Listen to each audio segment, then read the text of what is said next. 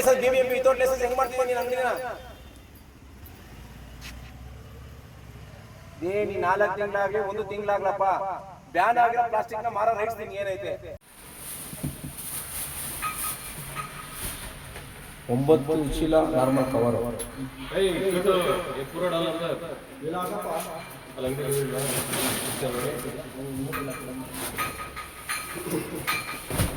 ಇವು 4-5 box plastic cover ಲೋಟಗಳು. ಆಮೇಲೆ ಕ್ಯಾರಿ ಬ್ಯಾಗ್ ಬಂದು ಒಳಗಡೆ 25 kg ಪ್ಯಾಕೆಟ್ ಇದೆ. ಇಲ್ಲಿ ಒಂದು 10 kg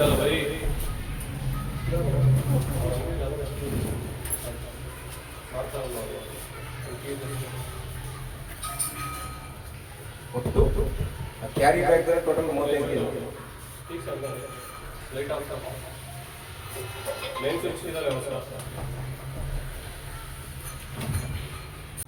ಅವನ್ಕೆಲ್ಲ ಸೇರಿ ಬೈ ಕಡೆ ನೀನ್ ಬರ ಮತ್ತೆ ಅವನ್ಕೆಲ್ಲ ತೆಗಿ ತೆಗಿ ತೆಗಿ ತೆಗಿ ಹೊರಗಡೆ ತೆಗಿ ಕರೆಕ್ಟಾಗಿ ಹಾಕಿದ್ರೆ ಚೆಕ್ ಮಾಡ್ಕೊಳಪ್ಪ.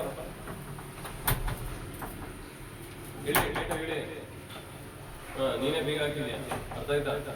ಆಮೇಲೆ ಇಲ್ಲೇ ನಾನ್ ಸೆನ್ಸ್ ಎಲ್ಲ ಕ್ರಿಯೇಟ್ ಮಾಡಂಗಿಲ್ಲ. ಕೀ ಕೊಡೋ ಹುಡುಗಿಗೆ ಇನ್ನೊಂದು ನಿಷೇಧಿತ ಪ್ಲಾಸ್ಟಿಕ್ ಪತ್ತೆ. ಬೆಂಗಳೂರಿನ ಕೋರಮಂಗಲದ ವೆಂಕಟಾಪುರ ಮುಖ್ಯ ರಸ್ತೆಯಲ್ಲಿರುವ ಶ್ರೀಕೃಷ್ಣ ಮಾರ್ಕೆಟಿಂಗ್ ಎಂಬ ಅಂಗಡಿಗೆ ಸೇರಿದ 2 ಗೋದಾಮುಗಳಲ್ಲಿ ಸುಮಾರು 1000 kgಯಷ್ಟು ಸರ್ಕಾರದಿಂದ ನಿಷೇಧಿಸಲ್ಪಟ್ಟ ಪ್ಲಾಸ್ಟಿಕ್ ವಸ್ತುಗಳು ಪತ್ತೆಯಾಗಿವೆ. ಈ ಬಗ್ಗೆ ಮಾಧ್ಯಮದವರು ಬಿಬಿಎಂಪಿ ಅಧಿಕಾರಿಗಳಿಗೆ ಮಾಹಿತಿಯನ್ನ ನೀಡುತ್ತಾರೆ.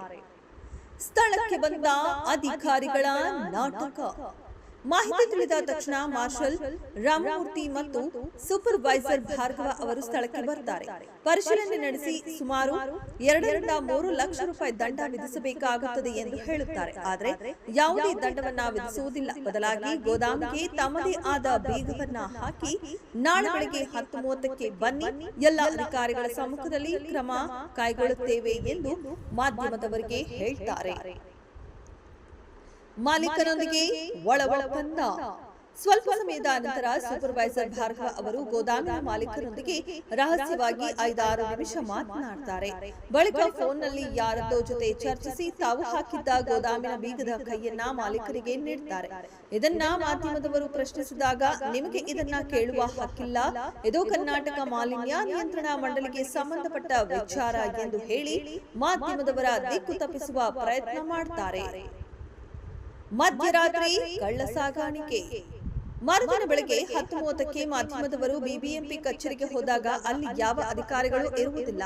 ಭಾರ್ಗವ ಅವರಿಗೆ ಕರೆ ಮಾಡಿದ್ರು ಅವರು ಫೋನ್ ಸ್ವೀಕರಿಸುವುದಿಲ್ಲ. ನಂತರ 11:30ರ ಸುಮಾರಿಗೆ ಗೋದಾಮಿನ ಬಳಿ ಹೋಗಿ ನೋಡಿದಾಗ ಗೋದಾಮು ಸಂಪೂರ್ಣ ಖಾಲಿಯಾಗಿರುತ್ತದೆ. ಅಂದ್ರೆ ಮಧ್ಯರಾತ್ರಿ 12 ಗಂಟೆಯ ಸುಮಾರಿಗೆ ಟೆಂಪೋ ಟ್ರಾವೆಲರ್ ವಾಹನವನ್ನ ಬಳಸಿ ಅಧಿಕಾರಿಗಳ ಬೆಂಬಲದೊಂದಿಗೆ ಎಲ್ಲ ನಿಷೇಧಿತ ಪ್ಲಾಸ್ಟಿಕ್ ವಸ್ತುಗಳನ್ನ ಬೇರೆಡೆಗೆ ಕಳ್ಳ ಸಾಗಾಣಿಕೆ ಮಾಡಲಾಗಿತ್ತು.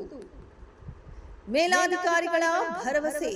ಈ ಸಂಪೂರ್ಣ ಅಕ್ರಮದ ಬಗ್ಗೆ ಮಾಧ್ಯಮದವರು ಬಿಬಿಎಂಪಿ ಘನತ್ಯಾಜ್ಯ ನಿಯಂತ್ರಣ ವಿಭಾಗದ ಸಿಇಒ ಕರಿಗೌಡ ಅವರ ಬಳಿ ಹೋಗಿ ದೂರು ನೀಡುತ್ತಾರೆ.